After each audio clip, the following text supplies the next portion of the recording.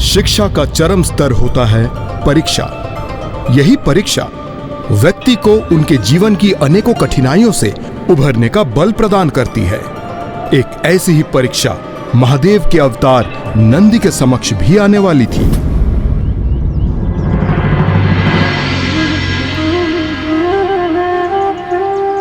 मैं तुम्हें आशीष देता हूं पुत्र। आज जो तुमने ज्ञान अर्जित किया है वो तुम्हें तुम्हारे जीवन की प्रत्येक परीक्षा के लिए तुम्हें सफलता दिलाएगा और तुम्हें तुम्हारे लक्ष्य अर्थात शिव दर्शन में समर्थ बनाएगा। तो क्या वास्तव में इंद्रदेव नंदी जी की परीक्षा लेने वाले थे लंकेश? इंद्रदेव कहाँ कोई कार्य एकाकी संपन्न करने में समर्थ हैं। वो तो अपने एक समूह को साथ लेकर गए, इसलिए अब एक नन्हे बालक को 6 देवताओं का सामना करना था। ओम नमः शिवाय, ओम नमः शिवाय, ओम नमः शिवाय। हमारी योजना के अनुसार यमराज आप आखेटक बनेंगे और भूदेवी आप मृग का रूप धारण करेंगी।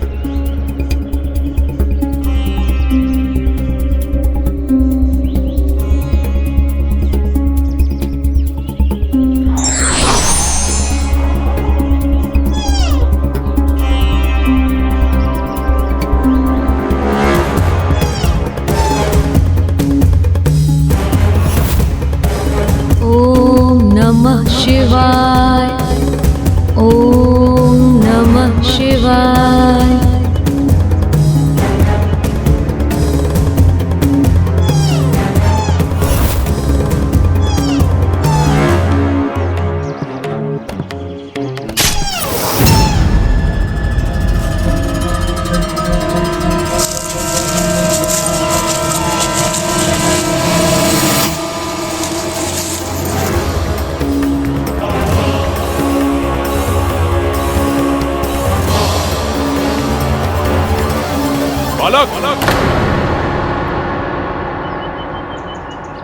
यदि तुमने किसी मृग को यहां आते हुए देखा है तो बताओ मुझे वो किस दिशा में गया है।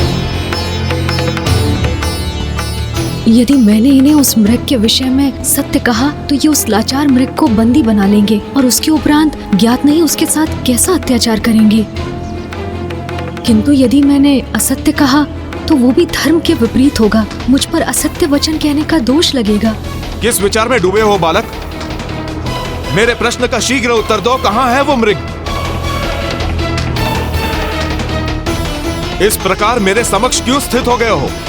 बताओ वो मृग कहां है? वहां उस दिशा में।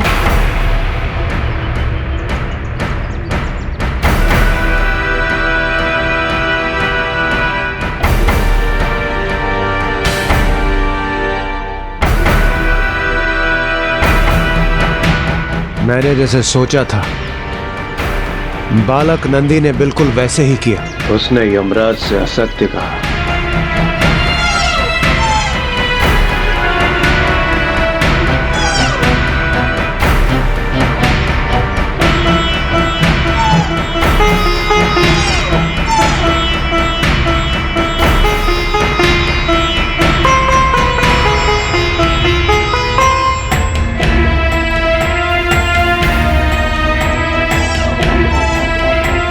चिंता मत करो, मैं तुम्हें कोई कष्ट नहीं पहुंचाऊंगा। मैं तुम्हारी सहायता करने आया हूँ।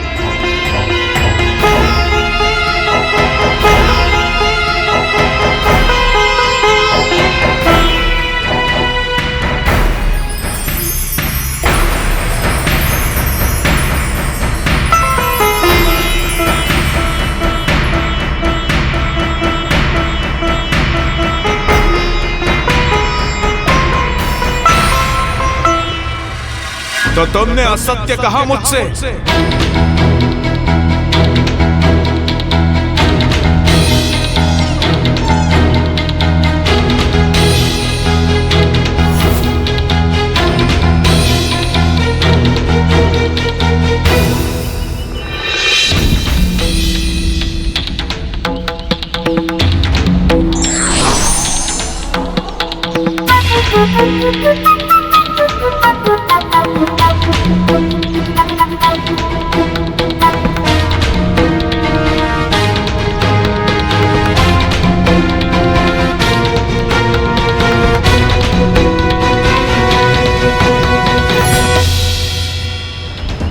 ऋषि पुत्र प्रतीत होते हो तुम, किंतु तुम्हारा आचरण तो ऋषि पुत्र जैसा नहीं है।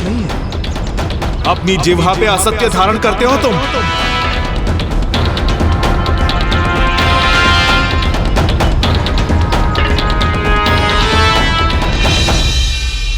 आखेटक, आप हमारे लिए आखेट करने आए थे ना,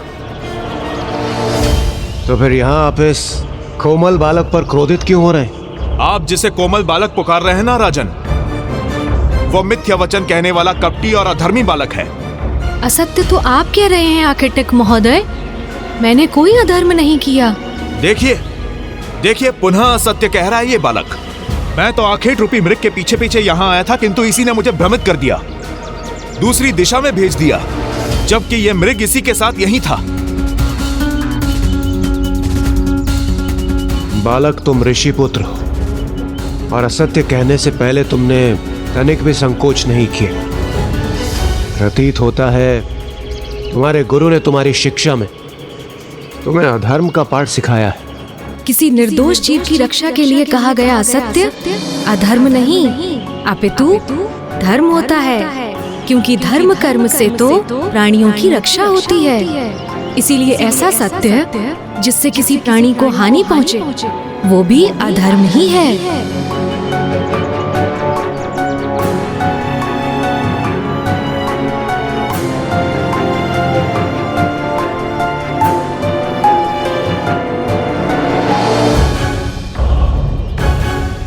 धर्म कर्म का प्रवचन दे रहे हो, स्वयं को क्या बहुत बड़ा ज्ञानी मानते हो तुम? मैं जो भी हूँ राजन, किंतु मैं आपके समक्ष प्रस्तुत हूँ। आप मुझसे पूछिए कि आप क्या प्रश्न करना चाहते हैं। यदि मैंने उचित उत्तर दिया तो आप में से कोई भी इस मृग को हानि नहीं पहुंचाएगा। इतना दम्भ है तुम्हें अपने ज्ञान पर? उचित है, मुझे तुम्हारी चुनौती स्वीकार है। मुझे मात्र 33 कोटि देवताओं के नाम ही बता दो।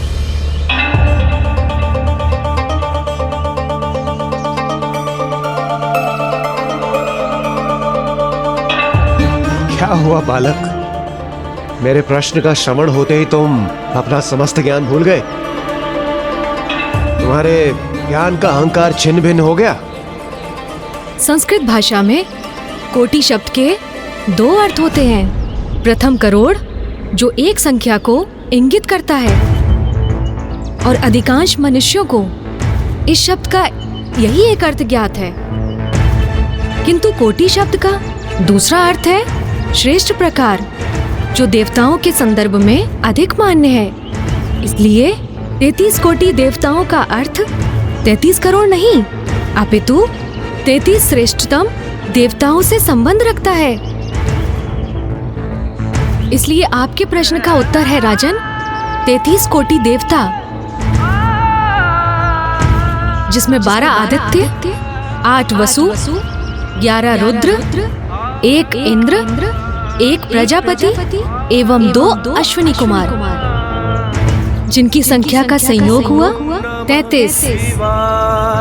ओम नमः शिवाय, ओम नमः शिवाय, ओम नमः शिवाय, ओम। मात्र संख्या ही ज्ञात है या उनके नामों से भी परिचित हो?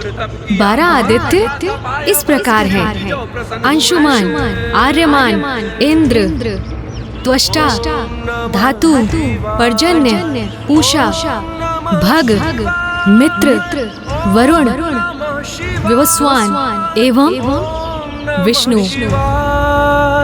ओम नमः शिवाय। मैं आपको 11 रुद्र के नाम भी बताता हूँ: शंभु, पिनाकी, गिरीश, स्थानु, भर्ग, भव, सदाशिव, शिव, हर, शर एवं कपाली।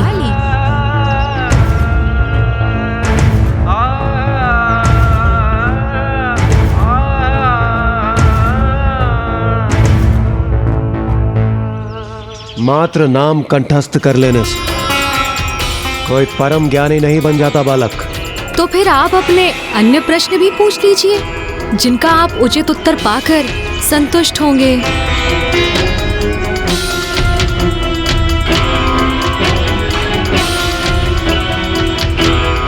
तो ये बताओ, स्त्री और पुरुष के मध्य अधिक श्रेष्ठ कौन है? स्त्री अर्थात माता आदिशक्ति एवं पुरुष अर्थात जगत पिता शिव।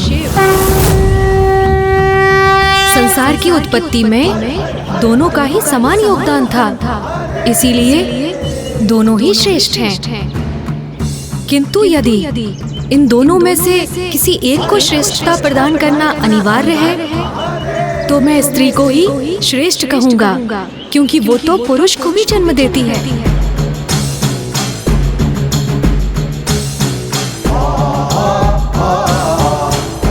शिशु के रूप में पुरुष को अपने गर्भ में 9 मास धारण करती है, प्रसव की पीड़ा सहती है, इसलिए नारी ही अधिक श्रेष्ठ है। और इसीलिए पति की अर्ध पूजा का फल पत्नी को भी प्राप्त होता है।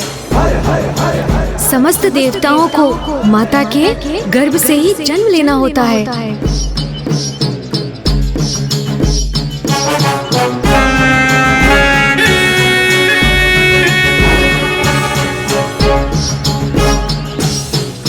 मैंने आपके समस्त प्रश्नों का उत्तर दिया, तो फिर आप इस निर्दोष निरीह प्राणी पर आघात करने के लिए क्यों आतुर हो रहे हैं? मेरा आपसे अनुरोध है, इसे कोई हानि ना पहुंचाइए। आखेटक हूं मैं और आखेट करना मेरा धर्म है। राजन को मृग प्रदान करने का मैंने वचन दिया था, इसलिए हट जाओ मेरे मार्ग से।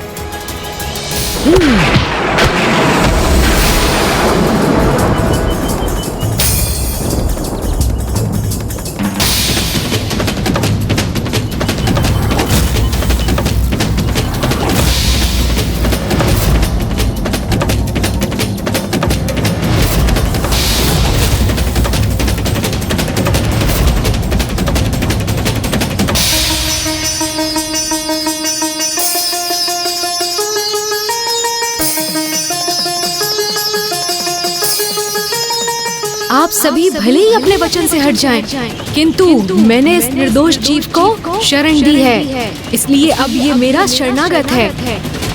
और शरणागत रक्षा के धर्म से मैं कदापि पीछे नहीं हटूंगा।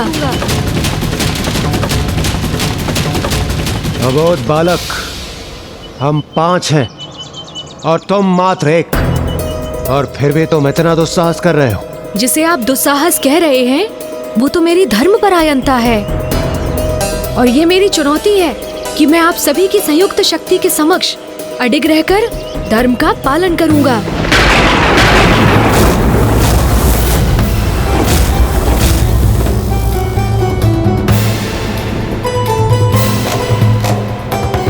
यदि आप सभी ने एक साथ मिलकर मेरे चरण यहाँ से डिगा दिए तो मैं आपके और इस निर्दोष मृग के मध्य से हट जाऊंगा, अन्यथा आपको ही पीछे हटना होगा।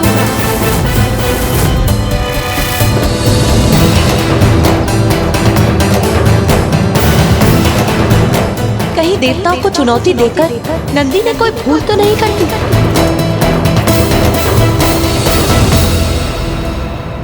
नंदी जी ने उन्हें चुनौती तो दे दी, किंतु उन्हें कहाँ ज्ञात था कि उनके समक्ष कोई साधारण राजा, आखेटक एवं सैनिक नहीं थे, अपितु स्वयं इंद्रदेव, यमराज एवं अन्य शक्तिशाली देवता थे। उनकी संयुक्त शक्ति का सामना कैसे किया नंदी जी ने? ये संघर्ष तो संकट का रूप धारण कर घोर अनिष्ट का कारण बन सकता था, किंतु बालक नंदी के लिए नहीं, अपितु उन देवताओं के लिए।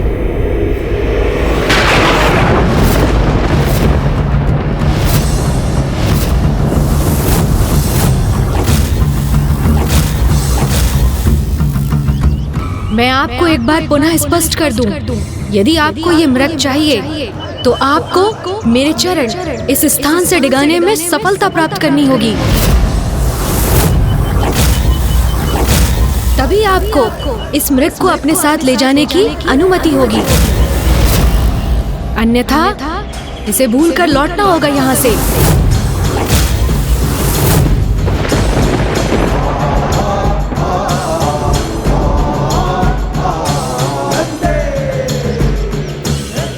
नन्हे से प्राण किंतु वचन कितने महान। तुम्हारे चरण तो क्या, मेरी एक गर्जना से मैं तुम्हारा शरीर कंपित कर तुम्हें पीछे हटा दूंगा। आपको अपने प्रयोजन में सफलता प्राप्त होगी अथवा असफलता, ये तो प्रभु की कृपा पर निर्भर करता है। आप प्रयास कीजिए, परिणाम महादेव पर छोड़ दीजिए, महादेव पर छोड़ दीजिए।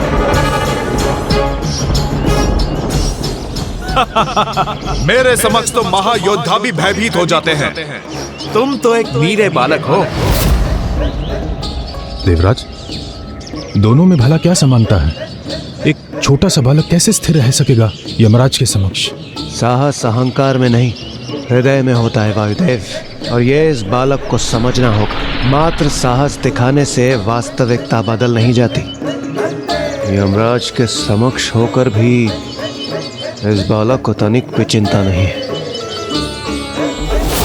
अद्भुत है नंदी का साहस, किंतु ये साहस कहीं नंदी के लिए संकट ना उत्पन्न कर दे, क्योंकि देवता उसे पराजित करने का पूर्ण प्रयास करेंगे और उनकी संयुक्त शक्ति का सामना करना कहीं नन्हे नंदी के लिए अत्यंत अहित करना सिद्ध हो जाए। कठोर परीक्षा के उपरांत ही मनुष्य का उत्तम चरित्र उजागर होता है, और प्रभु भोलेनाथ के प्रति नंदी की एकाग्रता ने पूर्व में ही प्रमाणित कर दिया है कि वो महादेव का परम भक्त है। और इस परीक्षा के उपरांत ये भी ज्ञात हो जाएगा कि बालक नंदी महादेव का सखा, उनका वाहन बनने योग्य है अथवा नहीं। स्मरण रखना बालक, तुमने स्वयं संकट को आमंत्रित किया है।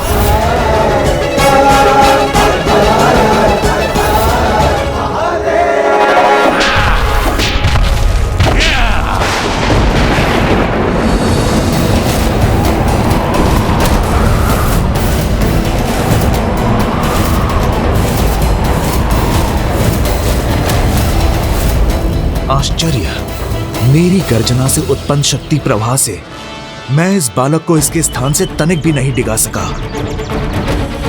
किंतु मेरी फांस का सामना कैसे करेगा ये?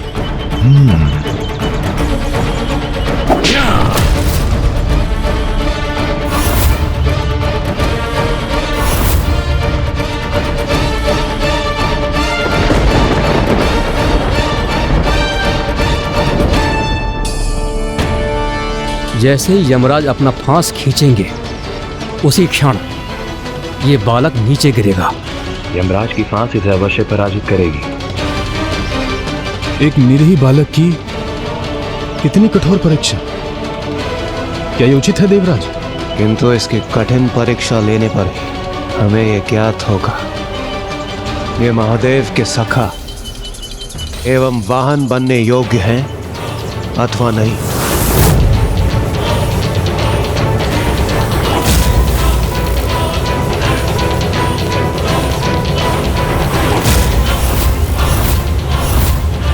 अब तुम अपने स्थान पे कदापि स्थिर नहीं रह पाओगे बालक।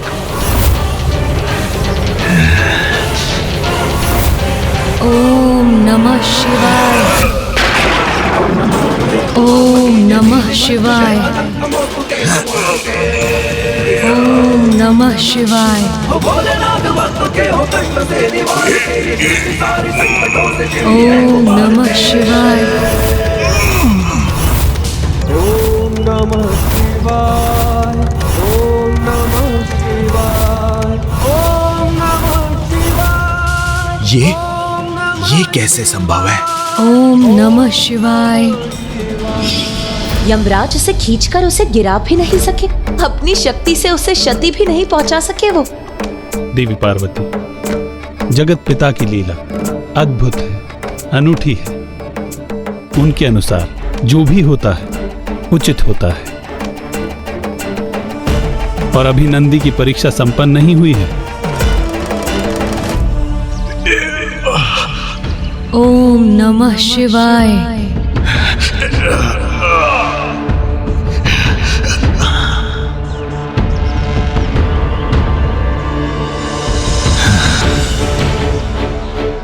बालक, इतनी उद्दंडता तुम्हारी, तुम मेरा उपहास कर रहे हो। इसका दंड मैं तुम्हें अवश्य दूंगा। ओम नमः शिवाय।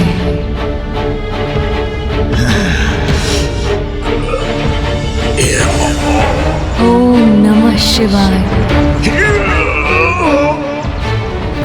अपने संपूर्ण समर्थ का प्रयोग करूंगा, किंतु तुम्हें अपने स्थान से हटने पर विवश अवश्य करूंगा। ओम नमः शिवाय।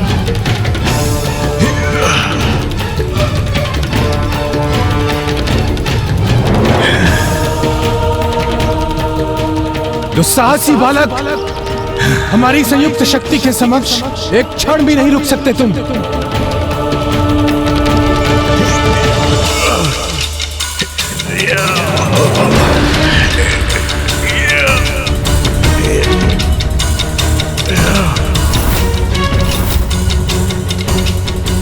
महादेव, शिव शंकर शंभु।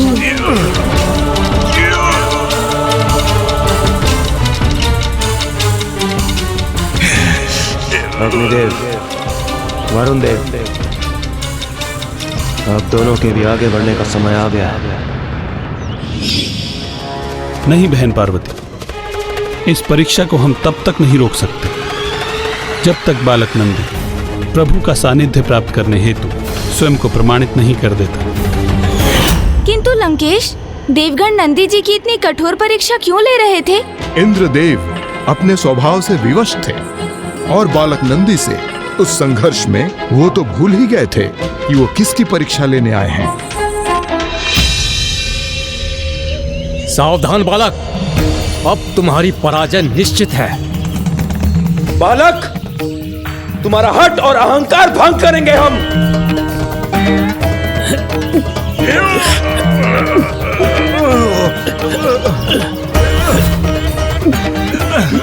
अब इनकी संयुक्त शक्ति इस बालक को अवश्य प्रभावित करेगी।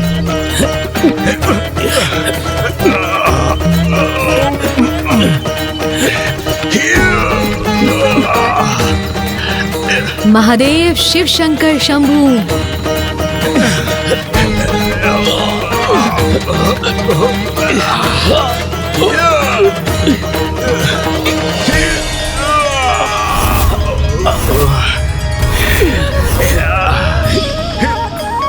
अब तो मुझे पूर्ण विश्वास होने लगा है कि नंदी स्वामी का सखा और वाहन बनने की योग्यता प्राप्त कर चुका है।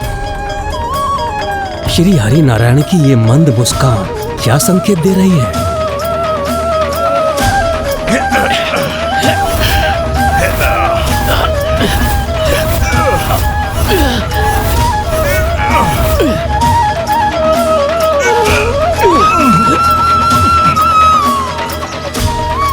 मैंने तो पूर्व में ही कहा था राजन, आप सब एक साथ आकर प्रयास कर सकते हैं। इसीलिए आप भी आकर अपने बल का प्रयोग कर लीजिए राजन।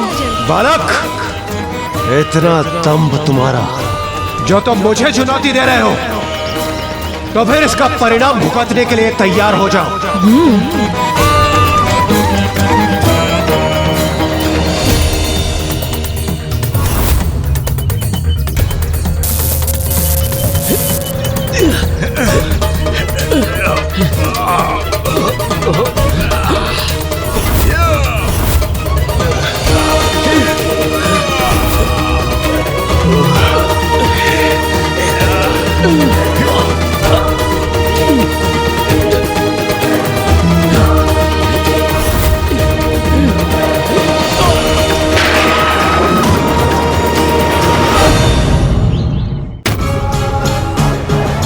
रस्सी छोड़कर आप अपने हाथों से भी प्रयास कर लीजिए। कहीं असफल होने के बाद ये ना कहें बालक नंदी ने आपको पूर्ण अवसर नहीं प्रदान किया।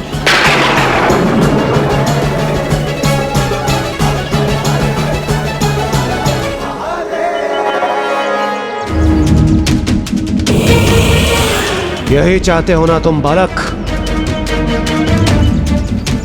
तो ऐसा ही होगा।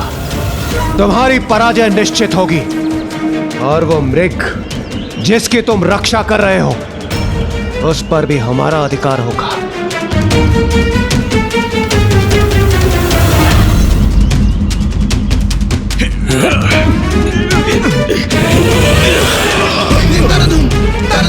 देवराज इंद्र भी विफल हो गए इस नन्हे बालक के समक्ष।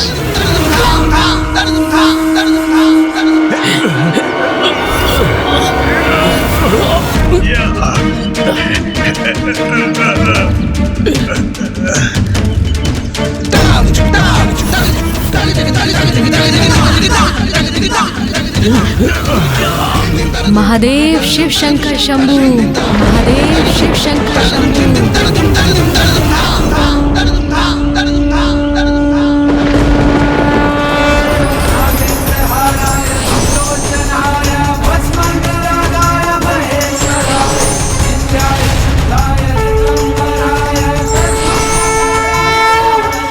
बस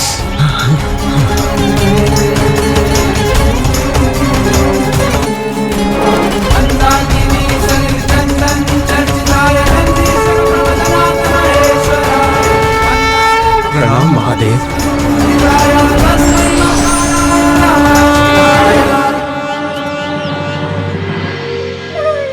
बालक नंदी ने यह प्रमाणित कर दिया कि वो महादेव के कृपा पात्र है और उनका सानिध्य प्राप्त करने के लिए सर्वथा योग्य है।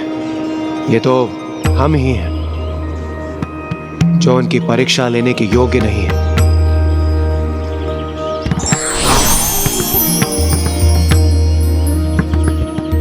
यदि मैं आपको पहचानने में कोई त्रुटि नहीं कर रहा हूँ तो आप इंद्रदेव हैं ना? आप सभी को मेरा सादर प्रणाम। हे अति बलशाली बालक नंदी, आपसे हमें पहचानने में कोई त्रुटि नहीं हुई।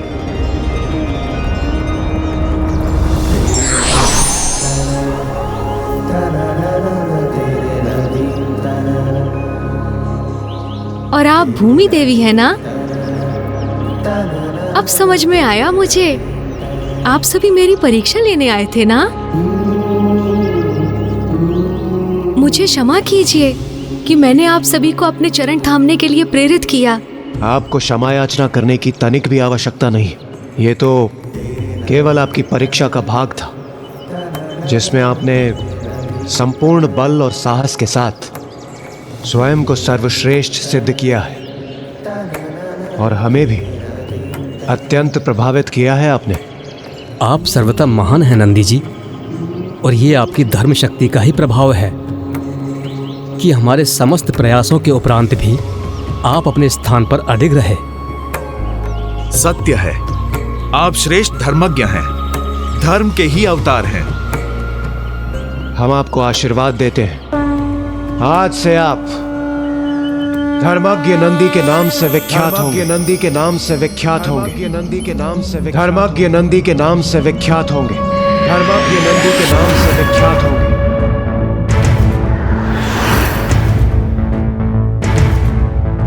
त्रयंबकम सदा शिवम नमामि हे उमापति। जय नीलकंठ जय अनंत नमोस्तुते नमोस्तुते। मैं आपका आशीर्वाद स्वीकार करता हूँ देवगण, किंतु मुझे तो एक ही आशीष की आस है कि मैं अपने प्रभु महादेव के दर्शन कर उनसे भेंट कर सकूं। ओम नमः शिवाय, ओम नमः शिवाय, ओम नमः शिवाय। भ्राता श्री हरि नारायण, अब मुझे पूर्ण विश्वास हो गया है कि अब नंदी अपनी पूर्ण योग्यता प्राप्त कर चुका है। इसीलिए अब महादेव से उसकी भेंट कराने हेतु हमें उसका उचित मार्गदर्शन करना होगा। आप उचित कह रही हैं देवी। नंदी ने अपनी प्रथम परीक्षा में अपने ज्ञान का अद्भुत परिचय देकर यह सिद्ध किया है कि वो महादेव से भेंट करने योग्य हो गया है, और अपनी द्वितीय परीक्षा में अपने अपार बल का प्रदर्शन कर यह सिद्ध किया है कि वो महादेव का वाहन बनने योग्य भी है। किंतु अभी ये देखना शेष है कि वो महादेव का सखा बनने योग्य है अथवा नहीं। उसके लिए उसे भोलेनाथ को उनके वैराग्य से बाहर निकालना होगा।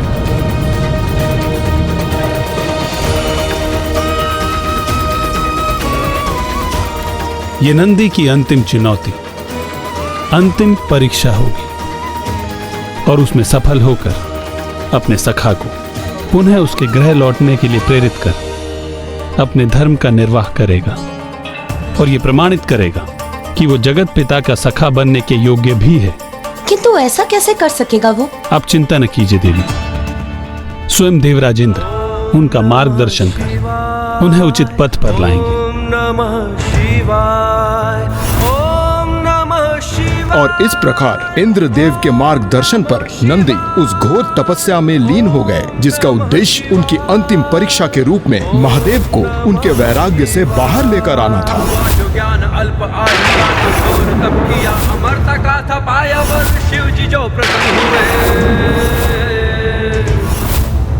ओम नमः शिवाय, ओम नमः शिवाय। कठोर परीक्षा के उपरांत ही व्यक्ति के उत्तम चरित्र का निर्माण होता है, इसलिए व्यक्ति के जीवन में परीक्षा का होना भी आवश्यक है। प्रभु के आत्मलिंग को लंका ले जाने से कौन रोकेगा मुझे? मैं रोकूंगा तुम्हें। लंकेश! लंकेश!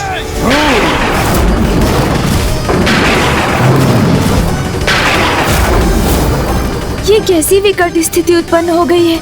लंकेश और नंदेश्वर जी एक दोनों के सम्मुख परस्पर संघर्ष के लिए तत्पर हो गए हैं।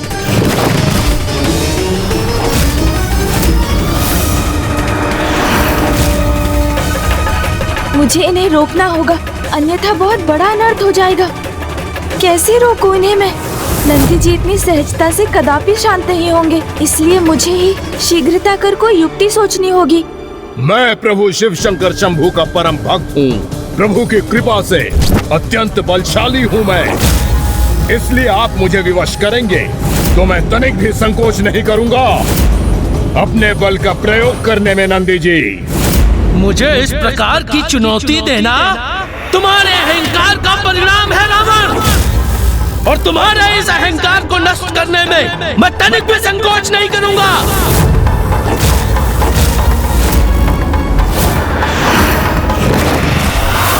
लंकेश, प्रभु का आत्मलिंग!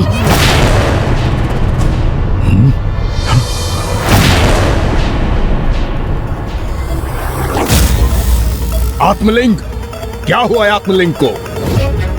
गणेश जी, आपने इतने उच्च स्वर में आत्मलिंग क्यों कहा?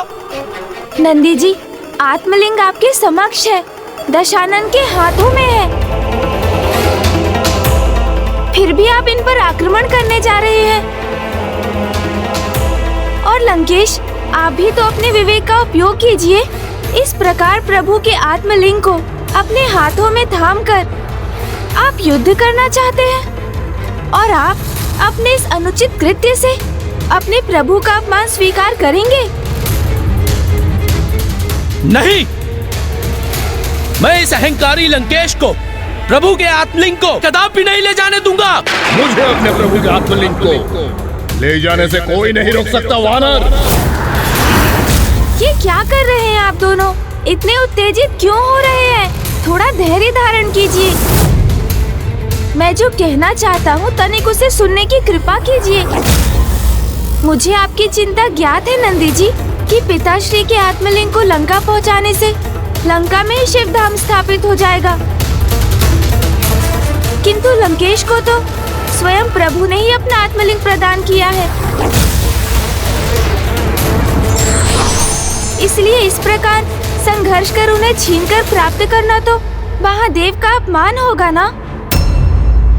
शिवनंदन गणेश जी को तो भली भांति ज्ञात है कि यदि प्रभु के आत्मलिंग लंका पहुंच गए तो कितना बड़ा अनर्थ हो जाएगा।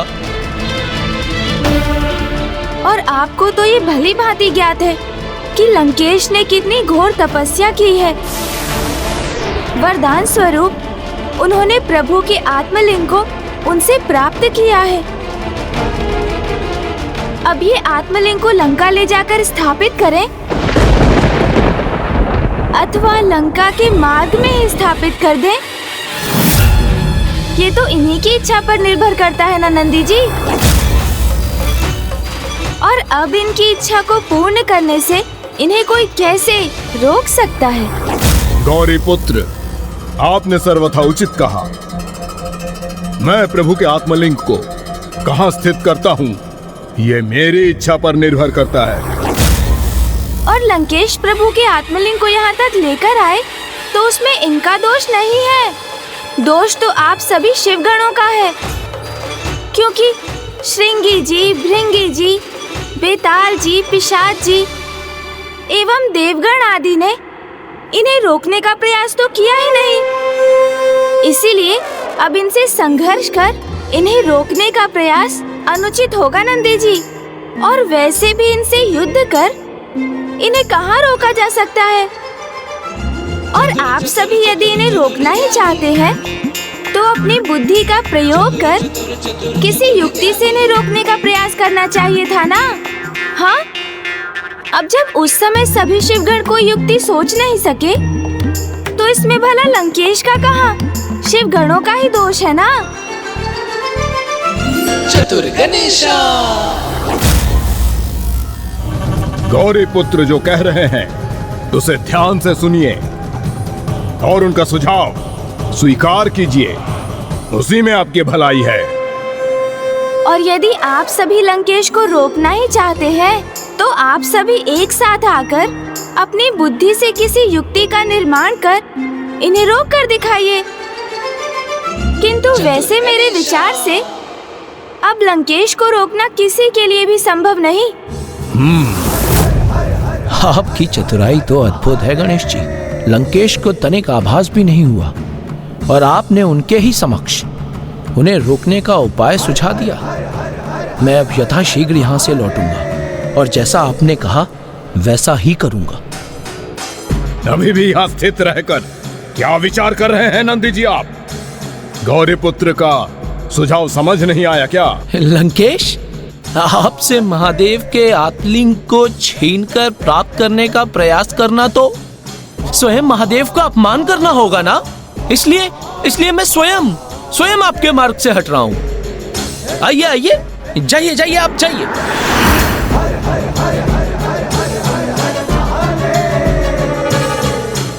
आप चिंता मत कीजिए गणेश जी, मैं शीघ्र उचित उपाय के साथ अवश्य लौटूंगा।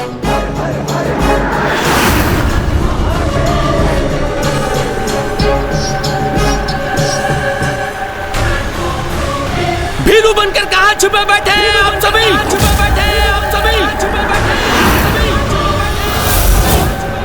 मेरे समक्ष भी प्रस्तुत होइए।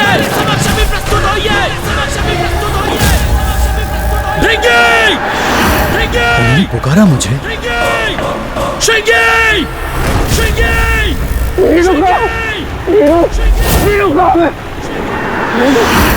बेताल!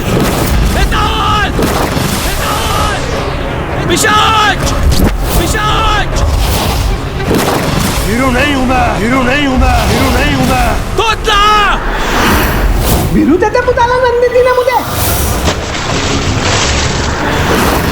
नंदी जी इतने कुपित क्यों हैं हमसे? लंकेश, जल ग्रहण कीजिए।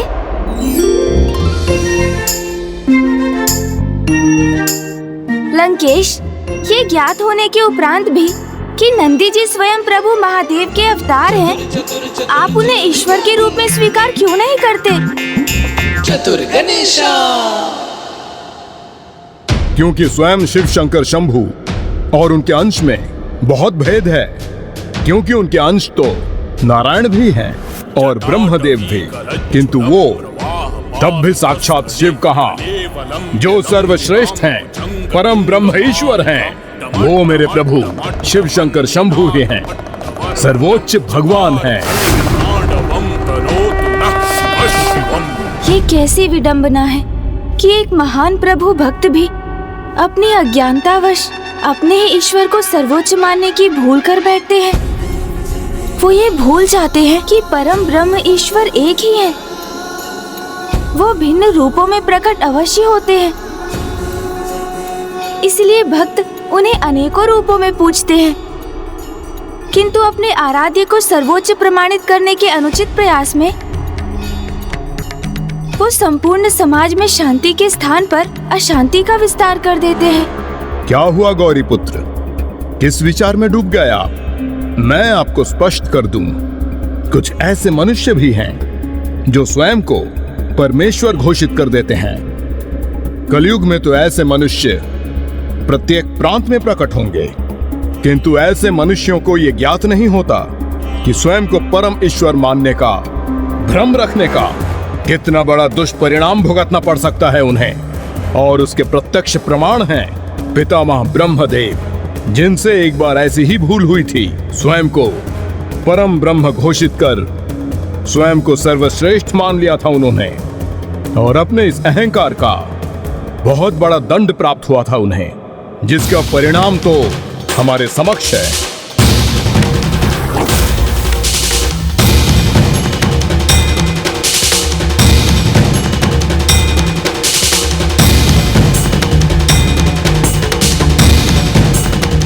ये पर्वत ब्रह्मदेव के शीश के समान क्यों प्रतीत हो रहा है लंकेश? क्योंकि वास्तव में ये ब्रह्मदेव का 5वां शीश होता था, जिसे उनसे विलग कर यहां फेंका गया था, और इसलिए यह स्थान ब्रह्म कपाल के नाम से विख्यात है।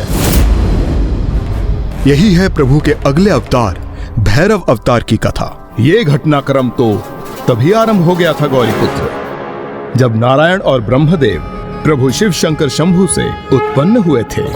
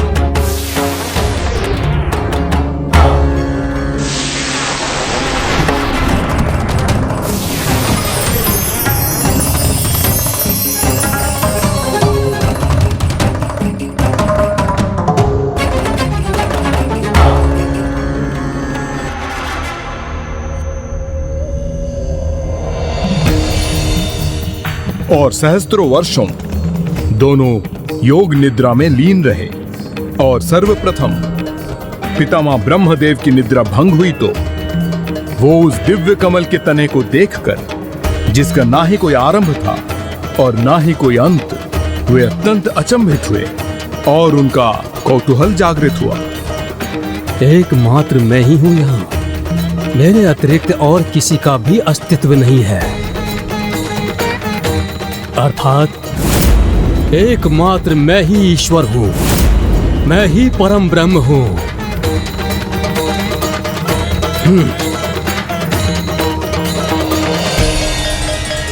ये कमल पुष्प का तना कहां जा रहा है?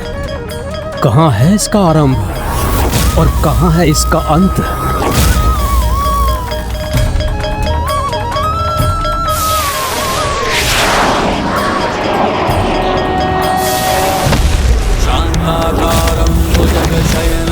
पद्मनाभं सुरेशं विश्वाकारं गगनसदृशं मेघवर्णं शुभांगं।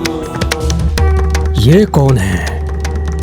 शेषनाग की शैया पर योग निद्रा में लीन दिव्य पुरुष कौन है आप?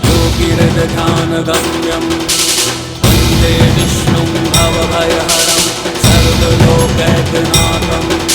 जिस कमल से मैं उत्पन्न हुआ उसकी ऊर्जा को क्यों सोख रहे हैं आप?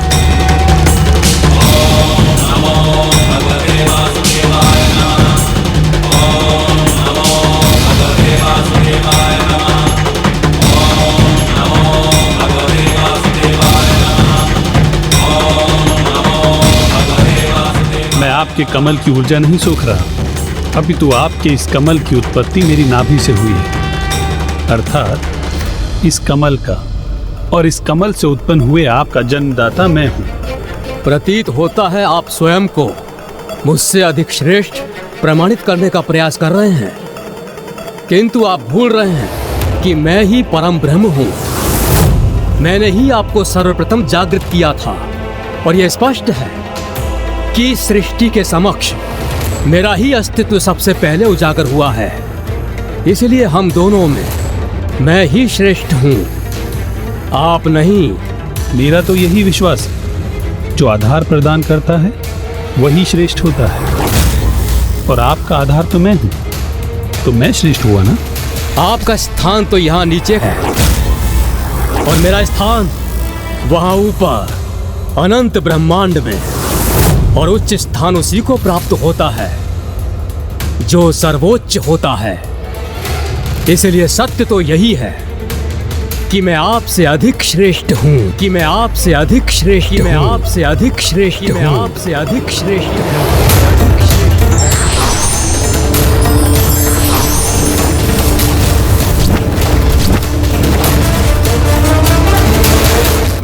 जब नारायण और ब्रह्मदेव इस वाक युद्ध में उलझे हुए थे कि उनमें से सर्वोच्च कौन है और सर्वश्रेष्ठ कौन है, तो अचानक से वो ऊर्जा जो समस्त ब्रह्मांड में सर्वोच्च है, उनके समक्ष एक अद्भुत प्रकाश लिंग के रूप में प्रकट हुई।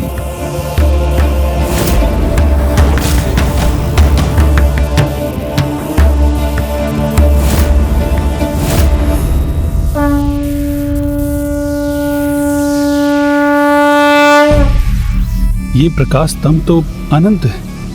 अब हम दोनों के अतिरिक्त ये क्या है? कैसा प्रकाश है ये? कहां से उत्पन्न हो? और उन दोनों को तो अनुमान भी नहीं था कि वह प्रकाश स्तंभ और कुछ नहीं, मेरे प्रभु शिव शंकर शंभू का प्रकाश लिंग था, जो सर्वोच्च है, श्रेष्ठतम है, जिनका ना कोई आदि है ना अंत। इसलिए उन दोनों को उस प्रकाश लिंग का आदि अंत दिखाई ही नहीं दे रहा था। और आप मेरे प्रभु की तुलना उस नंदी से कर रहे थे, उन्हें शिव स्वरूप पुकार रहे थे आप गौरी पुत्र। आशा करता हूँ नंदी जी मेरी बातों को समझ गए होंगे और अब तक उन्होंने लंकेश को रोकने की योजना बनानी आरंभ कर दी होगी। बीनू तो बोला आपने हमें, बीनू क्यों पुकारा आपने नंदी जी हमें? आपने भीरू पुकारा नंदी जी? हमें भीरू बोला नंदी जी? क्यों भीरू बोला? भीरू ही तो है आप सभी, भीरू ही तो है आप सभी। जो आपने लंकापति रावण को यहाँ से प्रभु के आत्मलिंग को लेकर उसे प्रस्थान करने दिया, उसे रोकने का प्रयास तक नहीं किया, उसे रोकने की चेष्टा तक नहीं की। और आज के दिवस के पूर्व ही लंकापति लंकेश लंका में प्रभु के आत्मलिंग को स्थापित करेगा, और तब लंका में ही स्थापित होगा शिवधाम। और लंकेश रावण हमसे हमारे प्रभु को दूर करने की योजना में सफल हो जाएंगे।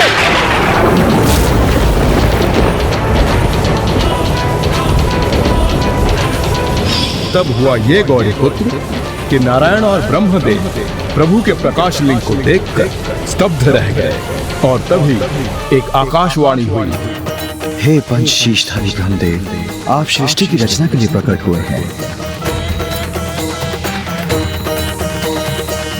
और हे नारायण, आप उस सृष्टि की रक्षा और पालन के लिए।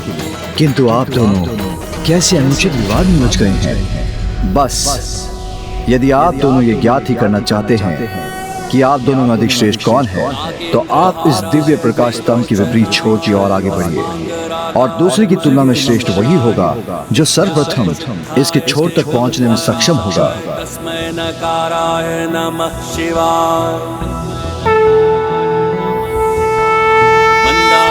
सलिल चंदन चर्चिताय नंदीश्वर प्रमथनाथ महेश्वराय मंदार पुष्प बहु पुष्प सुपूजिताय तस्मै मकाराय नमः शिवाय।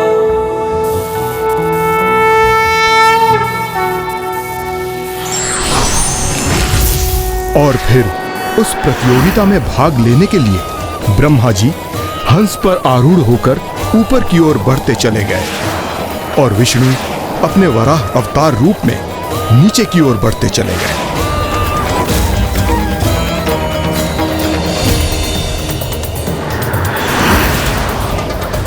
इस प्रकाश स्तंभ का ऊपरी छोर अभी तक मुझे दिखाई नहीं दे रहा है।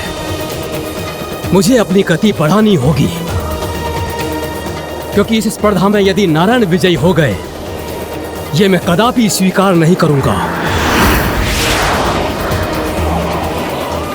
प्रतीत होता है इस दिव्य प्रकाश स्तंभ का छोर अभी बहुत दूर है। मुझे अपनी गति और तीव्र करनी होगी।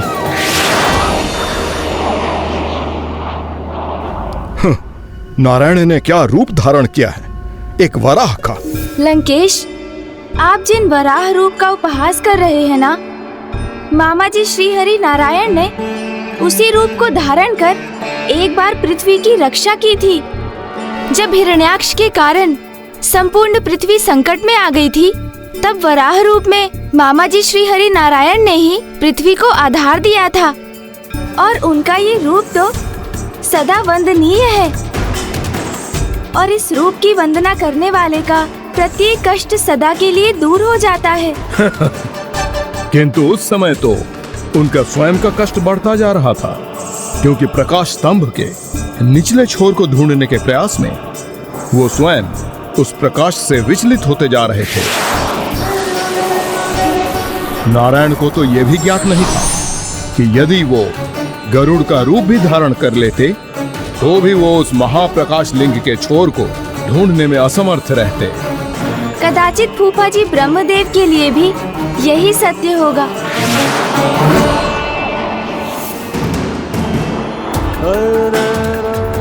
वाहन के रूप में हंस का चुनाव करने के कारण वो नारायण की तुलना में अधिक दूर जाने में सक्षम हुए थे।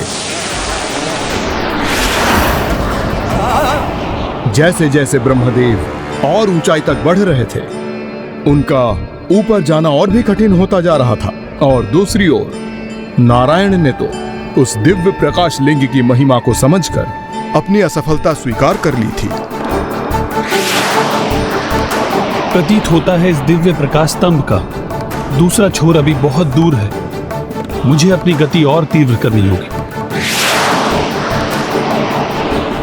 किंतु पितामह ब्रह्मदेव अभी भी इस स्पर्धा में अपनी पराजय स्वीकार करने के लिए तैयार नहीं थे। तभी वहां उनकी ओर गिरता हुआ केतकी पुष्प उन्हें दिखाई दिया।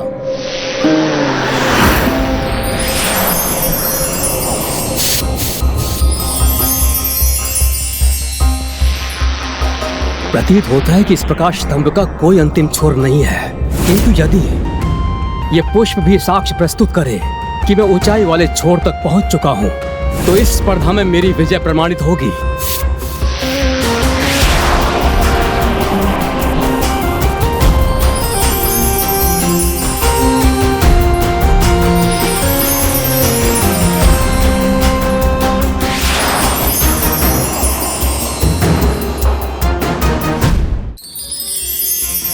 कौन हो तुम और यहाँ क्या कर रहे हो?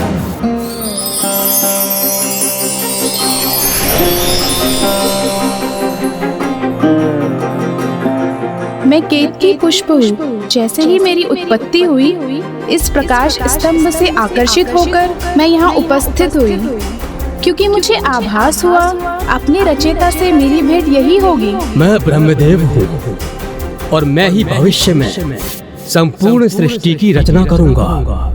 यदि तुम उस सृष्टि का भाग बनना चाहती हो और ये चाहती हो कि संसार में तुम्हें सर्वश्रेष्ठ पुष्प माना जाए, तो तुम्हें मेरी सहायता करनी होगी।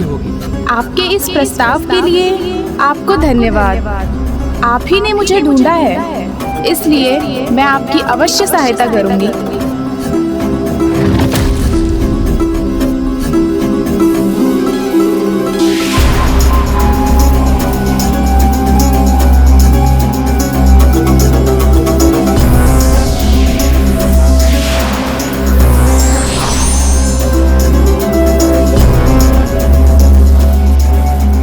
दोनों में से कोई इस महालिंग की छोर तक पहुंच सके।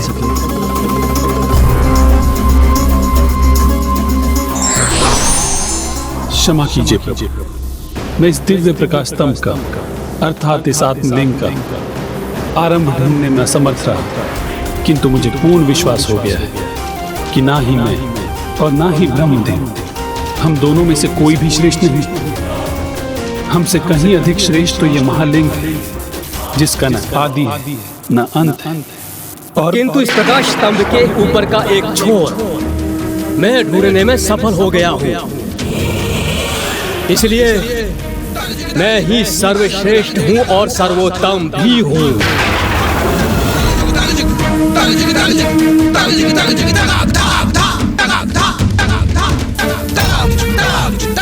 और इसका प्रमाण भी है मेरे पास।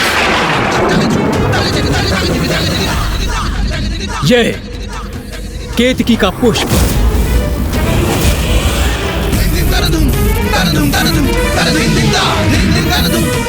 इस पुष्प को मैंने प्रकाश स्तंभ के ऊपरी शिखर पर पाया। यदि आपको मेरे कथन में किसी भी प्रकार का संदेह है तो आप इस पुष्प से पूछ सकते हैं।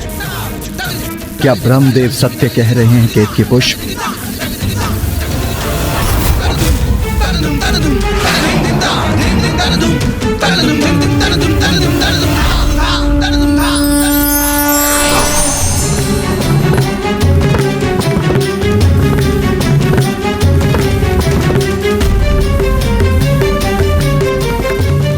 हाँ, ये सत्य है। ब्रह्मदेव ने मुझे महालिंग के ऊपरी शिखर पे ही पाया था।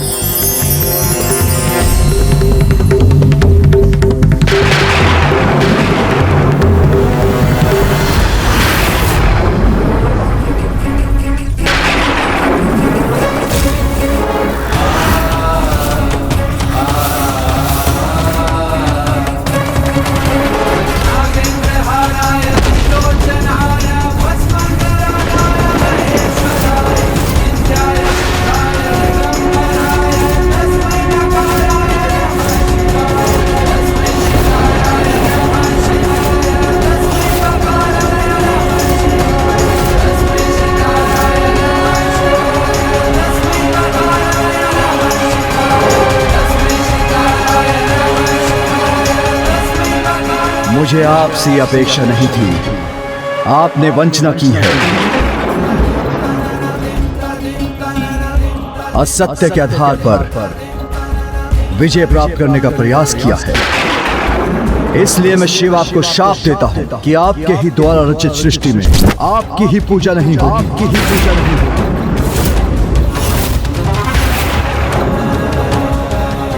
और केतकी पुष्प, तुम्हें पुष्पों में सर्वश्रेष्ठ और मेरे सर्वाधिक प्रिय पुष्प बनने के लिए उत्पन्न किया गया था, किंतु तुमने असत्य का साथ देकर अधर्म किया है। इसलिए मैं तुम्हें भी श्राप देता हूं कि तुम्हें किसी पूजा में कोई मान्यता प्राप्त नहीं होगी। तुम्हें मंदिरों एवं पूजा स्थल से सदैव बाहर रखा जाएगा और मात्र वहां की सच्चा के लिए ही तुम्हारा उपयोग होगा। नहीं प्रभु, क्षमा। मेरा जन्म इस सृष्टि के सृजन के लिए हुआ है, अर्थात मैं ही परम ब्रह्म हूँ। आप होते कौन है मुझे? होते कौन है श्राप देने वाले? श्राप देने वाले।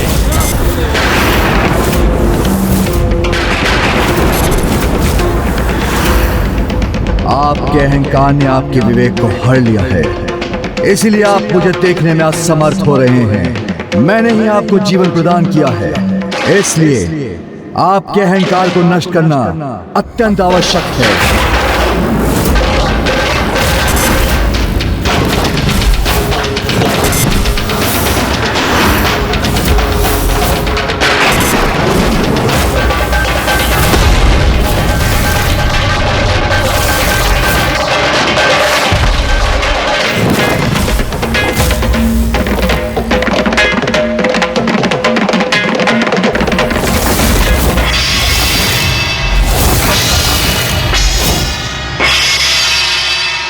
परम ब्रह्म नहीं है आप, किंतु आपके अंदर का अहंकार आपको परम ब्रह्म होने का भ्रम उत्पन्न कर रहा है।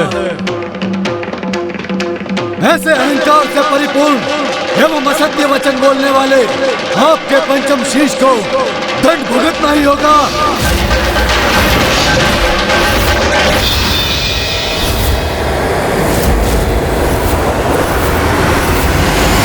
काल के समान रूप काल भैरव का लिया और काट के सर पांचवा ब्रह्मा जी का पृथक किया।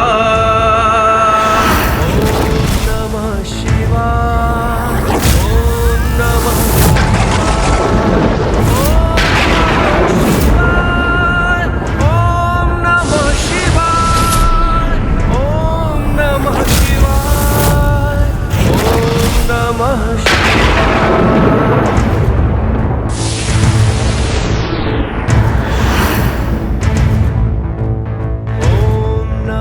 फिर जब पृथ्वी की रचना हुई तो यह शीश यहां गिरकर स्थापित हो गया।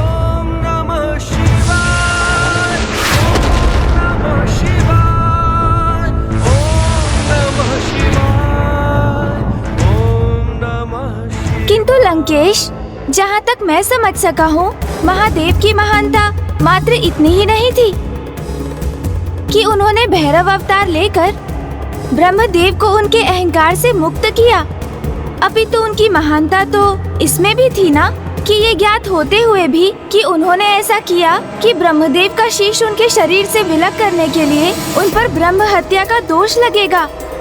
आप उचित कहते हैं गौरीपुत्र, ये भी महादेव का ही त्याग था कि उन्होंने ब्रह्म हत्या का दोष अपने ऊपर ले लिया था और इस दोष हेतु प्रभु काल भैरव को एक बहुत बड़ा मूल्य चुकाना पड़ा।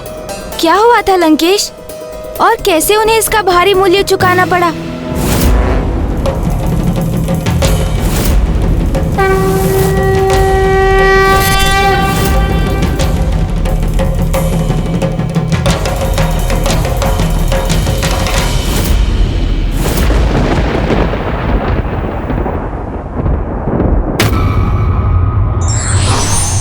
अहंकार का उन्मूलन उतना ही आवश्यक होता है जितना किसी रोगग्रस्त अंग की शल्य चिकित्सा।